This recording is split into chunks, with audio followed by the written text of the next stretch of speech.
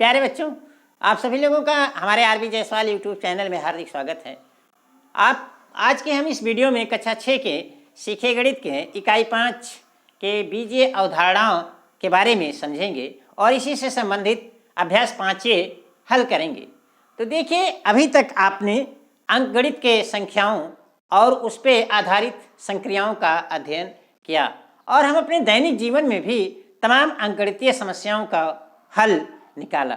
लेकिन कभी कभी क्या होता है कि अंकगणितीय संख्याओं के जटिल प्रश्नों को हल करने में हमें अंकगणितीय विधि से परेशानी होती है, दिक्कत होती है और इस समस्याओं को और हम प्रभावशाली या बेहतर ढंग से हल करने के लिए, समझने के लिए एक अन्य विधि का प्रयोग करते हैं जिसे हम बीजगणित या अलजेब्रा कहते हैं। तो आज हम बीजगणित के बारे में चर्चा करेंगे और देखिए, बीजगणित में मुख्य बातें क्या होती है। इसमें जैसे मान लीजिए कि आपको कभी कभी ये होता है कि कुछ हम यहाँ गिन नहीं पाते हैं। जैसे आपके मेले में कितने आदमी आए थे, हम गिन नहीं पाते हैं, लेकिन वहाँ मान लिया जाता है कि कुछ आए थे, कुछ लोग थे, या हमारे पास 50 रुपये थे, हमने कुछ रुपये और मिल गए, किसी ने और दे दिया, तो हमारे पास कुल कितने हो गए। तो वो जो कुछ संख्या है तो उसका एक ऑथेंटिक जानकारी अंक की तो हमें पता नहीं है। तो इसलिए यहाँ हम क्या करते हैं बीजगणित में कि इन अंकों के स्थान पे अक्षरों का प्रयोग करते हैं। मतलब कि अक्षर हिंदी में क ख ग घ या अल्फ़ाबेट ABCD XYZ PQR इत्यादि इत्यादि इसका प्रयोग करते हैं और बाद में हम इन्हें सवालों के मदद से, विधियों से हल करते हैं और हल करने के बाद उसका मान निकाल देते हैं। इस प्रकार से जो ये अक्षर या बीज का प्रयोग हम करते हैं। देखिए, इसमें क्या होता है, अक्षर मतलब ये बीज का जब प्रयोग करते हैं तो इसलिए ये बीज गणित बन गया। तो इसका मान हम अच्छा, और इसकी एक फायदा ये है कि कभी कभी हम बीजगणित के प्रयोग से सूत्रों व्यापक रूप से, गणित को हम व्यापक रूप से भी हल कर ले जाते हैं। गणित का एक व्यापक रूप है बीजगणित। गणित एक संकीर्ण मतलब परिभाषा है और अगर बीजगणित आ गया तो ये गणित का एक व्यापक परिभाषा हो गई। जैसे मान लीजिए कि अब इसके प्रयोग से हम सवालों को हल करते हैं और उस प्रकार से, उस तरीके से एक सूत्र बन जाता है और उस सूत्र की स्थापना के बाद एक क्या नाम से हम किसी भी सवाल को आसानी से कर सकते हैं। जैसे मान लीजिए, एक उदाहरण के तौर पे मान लीजिए कहते हैं कि एक वर्ग है, देखिए, और एक वर्ग में कितनी भुजाएं हैं।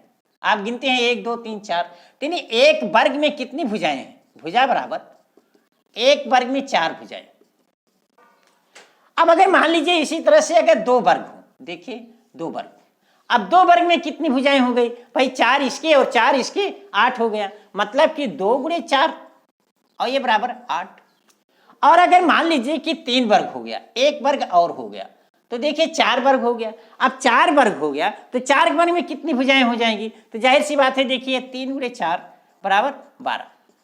अब अगर मान लीजिए ऐसे ऐसे ऐसे ऐसे ये संख्याएं बढ़ती जाती हैं। देखिए, गौर कीजिए, जब एक वर्ग है तो 1 में 4 से गुणा किया, 2 वर्ग है तो 2 में 4 से गुणा किया, 3 वर्ग है तो 3 में 4 से गुणा किया। अब ऐसे मान लीजिए कि n वर्ग है या यक्ष वर्ग है, तो अगर यक्ष वर्ग है तो यक्ष वर्ग में भुजाओं की संख्या कितनी हो जाएगी, यक्ष गुणे 4 और ये बराबर 4 यक्ष।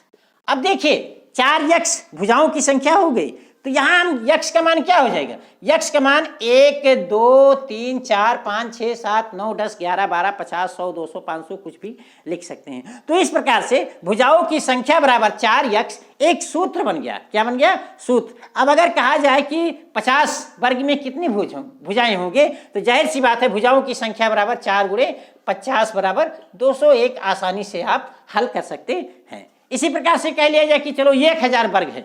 अब 1000 वर्ग में कितने क्या नाम से भुजा होंगे, तो अब देखिए ये सूत्र, भुजा बराबर 4 यक्ष होता है, तो 4 गुणे 1000 बराबर 4000, यानी 4000 भुजा हो सकते हैं। तो इस प्रकार से इस सूत्र की मदद से, तो यहाँ देखिए बीजगणित के प्रयोग से ये सूत्र बन गया और इस सूत्र की मदद से हम तमाम सवाल लगा सकते हैं। चलिए एक उदाहरण और हम लेते हैं। मान लीजिए कि कोई अक्षर आपको बनाना है V या कोई त्रिभुज बनाना है।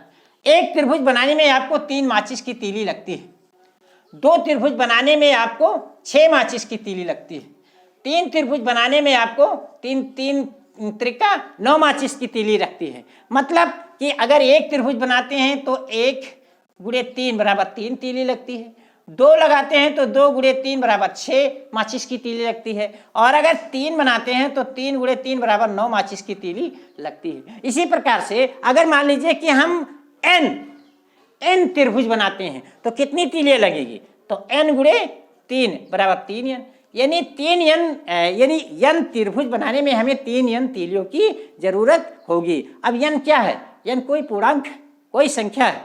अगर मान लीजिए 100 या 75 हमें त्रिभुज बनाने हैं तो कितनी तीलियां लगेंगी, यानी 75 गुणे 3 बराबर 225 तीलियां लगेगी। तो आइए अब इसी पे आधारित हम आगे सवाल नंबर अभ्यास 5A के सवालों पे चलते हैं। देखिए अब अभ्यास 5A का ये सवाल नंबर 1 दिया गया है, जिसे हम अल्फ़ाबेट यानी अक्षर राशि की मदद से हम बीजीय हल करेंगे। देखिए इसमें प्रश्न पहले देखिए, प्रश्न पढ़िए, प्रश्न को देखिए। गणित का सबसे पहला सिद्धांत है कि आप प्रश्न को सावधानी पूर्वक पढ़ें और समझें और उस प्रश्न से समझकर ये निकालें कि इस प्रश्न में क्या कहा जा रहा है, मतलब क्या क्या हमको दी गई है और क्या क्या प्राप्त करना है। तो अब देखिए प्रश्न नंबर 1 दिया गया है कि शिक्षक प्रत्येक शिक्षार्थी को 3 पेंसिल देते हैं। कोई शिक्षक है, कोई किसी कक्षा में कोई शिक्षक प्रत्येक शिक्षार्थी में प्रत्येक बच्चे को 3 पेंसिल दे रहा है।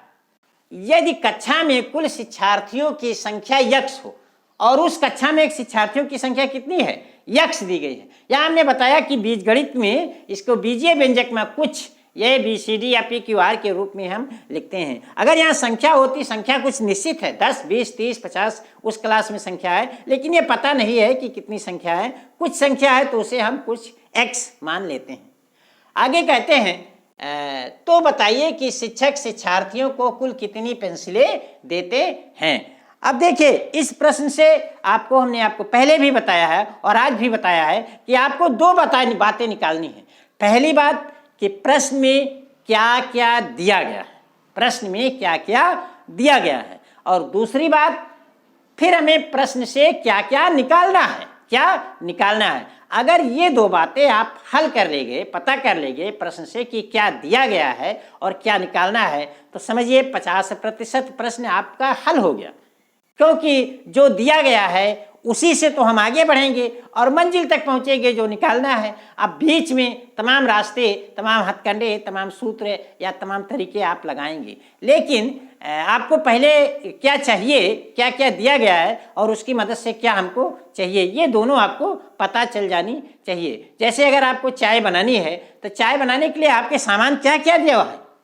अब जो सामान दिया गया है, चीनी है, चाय पत्ती है, अदरक है, गैस है, बर्तन है, उसके बाद उस क्या करना है, चाय बनानी है। दोनों उद्देश्य आपके स्पष्ट हो गए कि हमको ये सब सामान दी गई है, और दूसरा उद्देश्य ये स्पष्ट हो गया कि हमको चाय इससे बनानी है। अब आप उसकी प्रक्रिया को अपनाएंगे कि गैस जलाएंगे, उस पर फ्राई पैन रखेंगे, उसमें पानी रखेंगे या दूध रखेंगे, फिर चीनी डालेंगे, गर्म करेंगे, आप तब जाके चाय बनेगी। ठीक इसी प्रकार से ये भी है कि प्रश्न से आप निकालिए कि आपको क्या दिया गया है।